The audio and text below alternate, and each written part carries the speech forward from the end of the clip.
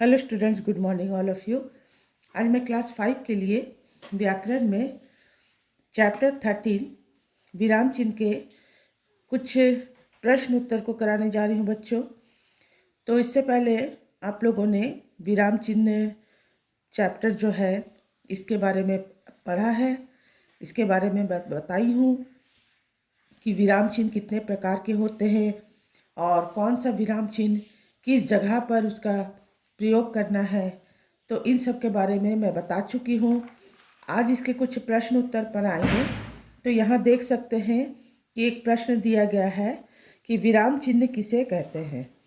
तो आप यहाँ उत्तर देख सकते हैं कि लिखित भाषा में स्पष्टता लाने के लिए प्रयोग किए जाने वाले चिन्हों को विराम चिन्ह कहते हैं। एक परिभाषा यहाँ दी गई है और एक परिभाषा यहाँ भी दी गई है कि भाषा को लिखते समय इन रुकावटों को व्यक्त करने के लिए कुछ चिन्हों का प्रयोग किया जाता है।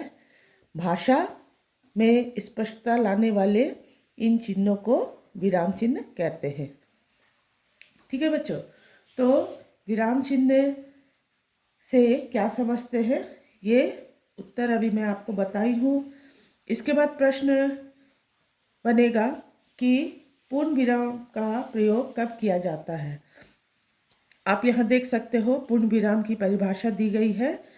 तो पूर्ण विराम का प्रयोग वाक्य के पूर्ण होने पर किया जाता है, मतलब वाक्य के अंत में किया जाता है।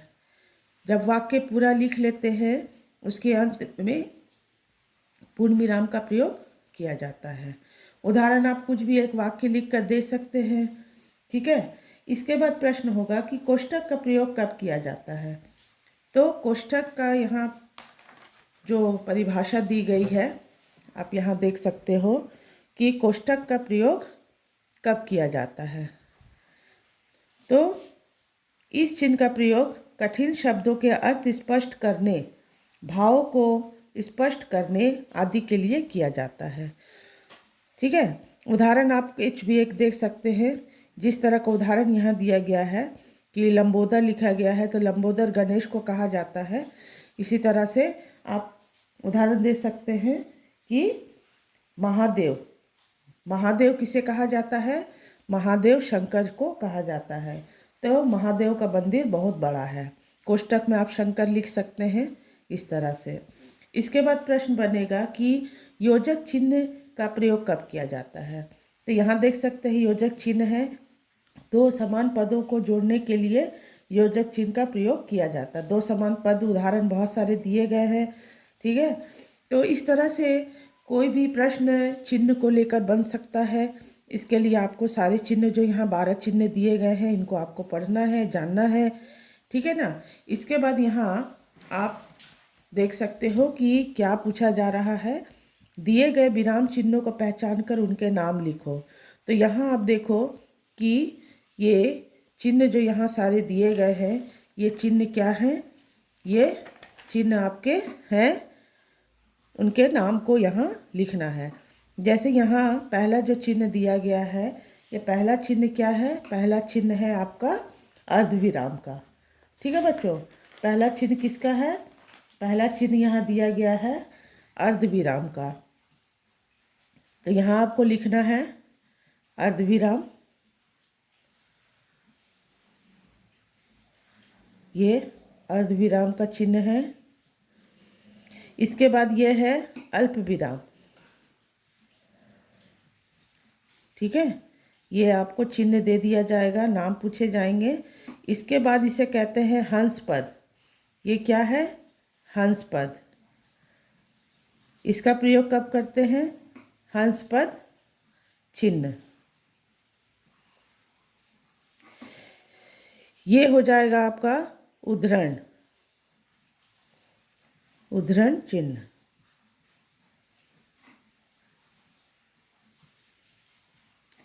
ये हो गया आपका विस्मयादि बोधक।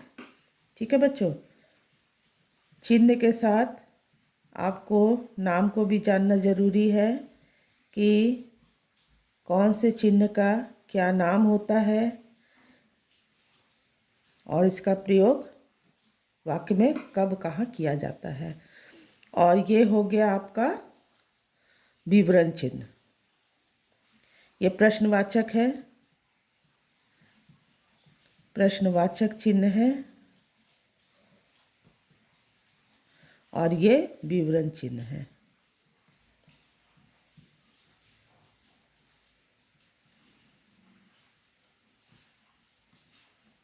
ठीक है, तो इस तरह से चिन्ह दे दिए जाएंगे और उनके नाम बोले जाएंगे कि नाम लिखना है, या नाम दे दिए जाएंगे और आपको कहा जाएगा कि चिन्ह लिखने के लिए चिन्ह क्या होगा।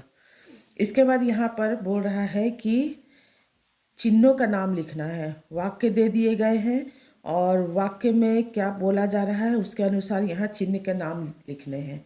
जैसे पहला है, इसका प्रयोग वाक्य के पूर्ण होने पर किया जाता है। तो कौन से चिन्ह का प्रयोग वाक्य के पूर्ण होने पर किया जाता है? विराम चिन्ह का प्रयोग। ठीक है, विराम चिन्ह का प्रयोग वाक्य के पूर्ण होने पर किया जाता है। इसके बाद प्रश्न है, प्रश्नवाचक वाक्यों के अंत में लगाया जाने वाला चिन्ह। तो प्रश्नवाचक वाक्यों के अंत में कौन सा चिन्ह लगता है? प्रश्नवाचक चिन्ह ही लगता है। ठीक है ना। फिर तीसरा है, दो समान पदों को जोड़ने के लिए चिन्ह का प्रयोग किया जाता है। कौन से चिन्ह का? योजक चिन्ह का। योजक चिन्ह का प्रयोग दो समान पदों को जोड़ने के लिए किया जाता है। 4 है, जो चिन्ह हर्ष, घृणा, आश्चर्य आदि मनोभाव को प्रकट करने के लिए लगाया जाता है। तो यह हो जाएगा विस्मयादि बोधक। विस्मयादि बोधक, विस्मयादि बोधक चिन्ह होगा। इसके बाद है 5 है, लिखते समय किसी शब्द के छूट जाने पर जिस चिन्ह का प्रयोग किया जाता है तो वो होता है हंसपद। हंसपद चिन्ह, इस तरह से। ठीक है, इसके अलावा भी और भी बहुत सारे प्रश्न बनते हैं कि आपको दे दिया जाएगा सही और गलत लिखने के लिए। तो सही और गलत में आपको जैसे प्रश्न दिया जा रहा है कि दो समान पदों को जोड़ने के लिए कोष्टक चिन्ह लगता है, तो आपको मालूम होना चाहिए कि दो समान पदों को जोड़ने के लिए योजक चिन्ह लगता है ना। तो कोष्टक चिन्ह नहीं लगता, लेकिन प्रश्न क्या है कि दो समान पदों को जोड़ने के लिए कोष्टक चिन्ह लगता है, तो यह कथन गलत होगा। इसके बाद फिर प्रश्न बनेगा कि प्रश्न पूछने के लिए प्रश्नवाचक चिन्ह लगता है, तो हाँ, यह कथन सही है। प्रश्न पूछने के लिए प्रश्नवाचक चिन्ह ही लगता है। फिर प्रश्न है कि वाक्य की समाप्ति पर विस्मयादि बोधक चिन्ह लगता है, तो यह कथन गलत होगा। वाक्य की समाप्ति मतलब वाक्य के अंत में। तो वाक्य के अंत में क्या लगता है? पूर्ण विराम लगता है, विस्मयादि बोधक चिन्ह नहीं लगता है। लेकिन यहाँ पूछा जा रहा है कि वाक्य के अंत में विस्मयादि बोधक चिन्ह लगता है, तो यह कथन गलत हो जाएगा। ठीक है, फिर प्रश्न बनेगा, किसी के कथन को प्रस्तुत करने के लिए उद्धरण चिन्ह लगता है, तो हाँ, यह कथन सही है।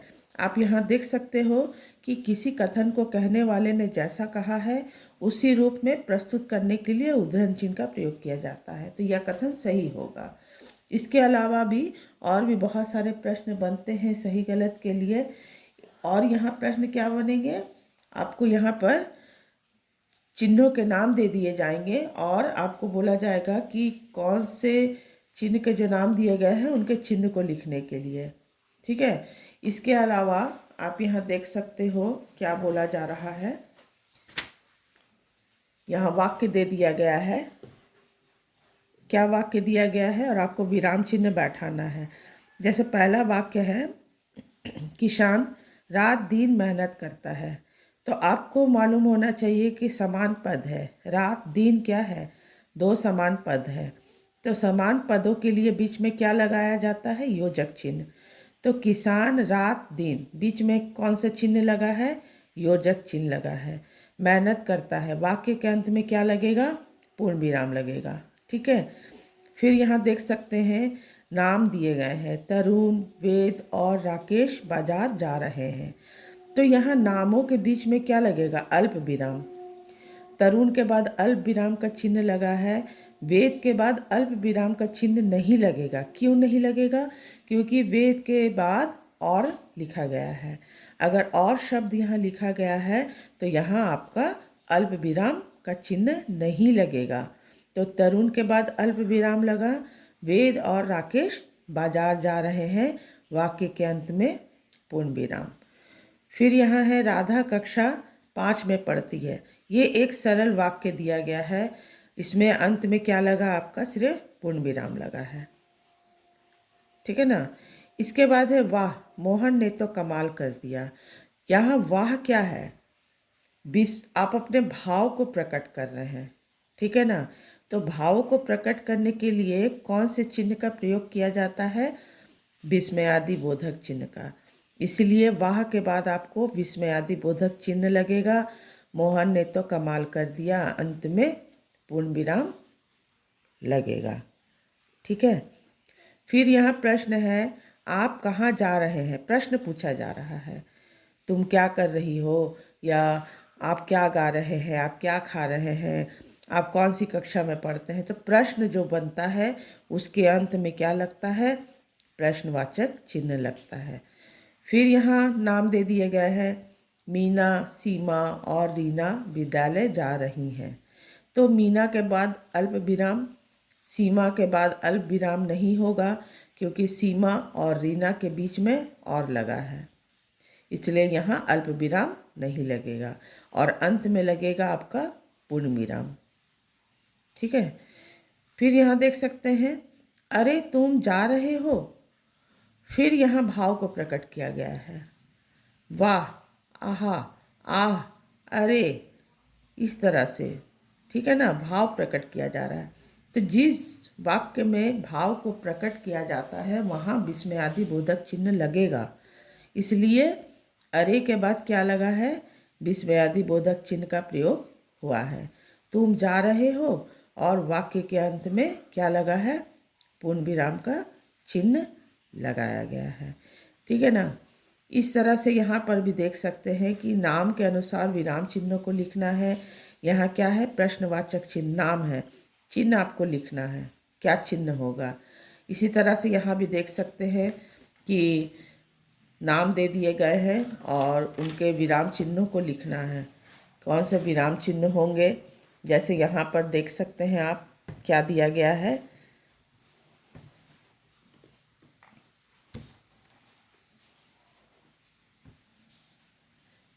यहाँ दिया गया है हंस पद चिन्ह।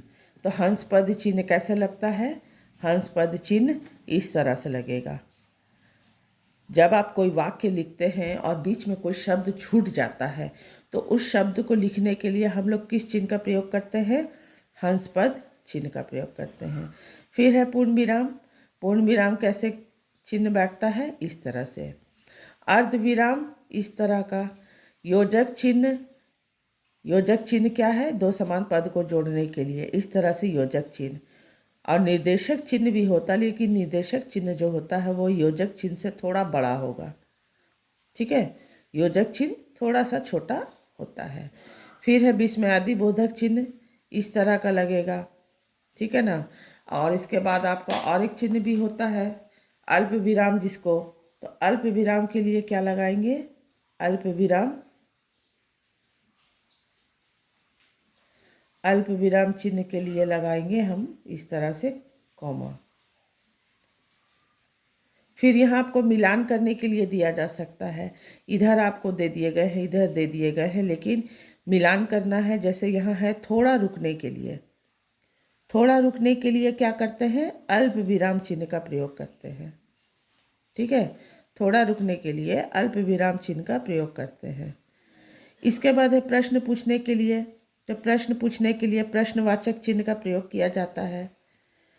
इसके बाद है आश्चर्य प्रकट करने के लिए, आश्चर्य प्रकट करने के लिए विस्मयादि बोधक चिन्ह का प्रयोग किया जाता है। कही गई बात को ज्यों का त्यों बताने के लिए वो होगा विवरण चिन्ह। ठीक है बच्चों, नहीं, वो होगा आपका उद्धरण चिन्ह। कही गई बात को ज्यों का त्यों बताने के लिए वो होगा आपका उद्धरण चिन्ह। ठीक है ना, ये आपका हो जाएगा घ, और विवरण देने के लिए हो जाएगा विवरण चिन्ह। विवरण देने के लिए विवरण चिन्ह लगता है। कही गई बात को ज्यों का त्यों प्रस्तुत करने के लिए उद्धरण चिन्ह को लगाया जाता है। मान लीजिए कि कोई बात आपको कहा गया है, ठीक है, और उसी बात को आपको सामने वाले को जाकर वैसा ही कहना है जैसा कि आपको कहा गया है, तो उसको प्रस्तुत करने के लिए जब हम लिखते हैं तो वो उसमें उद्धरण चिन्ह का प्रयोग किया जाता है। तो इस तरह से मिलान करने के लिए भी दिया जा सकता है। ठीक है ना, और एमसीक्यू बहुविकल्पीय प्रश्न भी बहुत सारे बनेंगे। इस तरह से आपको दे दिया जाएगा कि प्रश्नवाचक चिन्ह कौन सा है। 4 आपको चिन्ह दे दिए जाएंगे, आपको जानना है कि प्रश्नवाचक चिन्ह कौन सा है, तो प्रश्नवाचक चिन्ह ये होगा। ठीक है ना, तो इस तरह से बहुत सारे प्रश्न बनेंगे। लेकिन इसके लिए आपको क्या करना है, इसके लिए आपको पहले चैप्टर को अच्छे से पढ़ना है, जानना है, चिन्हों को समझना है। चिन्ह जो दिए गए हैं उनको जानना बेहद ज़रूरी है। आप वाक्य जब लिखते हैं तो किस चिन्ह का प्रयोग किस जगह पर होगा, ये आपके लिए जानकारी होना बहुत ही आवश्यक है। और जो यहाँ 12 चिन्ह दिए गए हैं, इन 12 चिन्हों को आप ध्यान से पढ़ें। मैं जो यहाँ आपको बताई हूँ, समझाई हूँ, इसको जाने समझे। ठीक है बच्चों, इसके बाद का जो भी वर्क है हम लोग आगे क्लास में करेंगे। Thank you.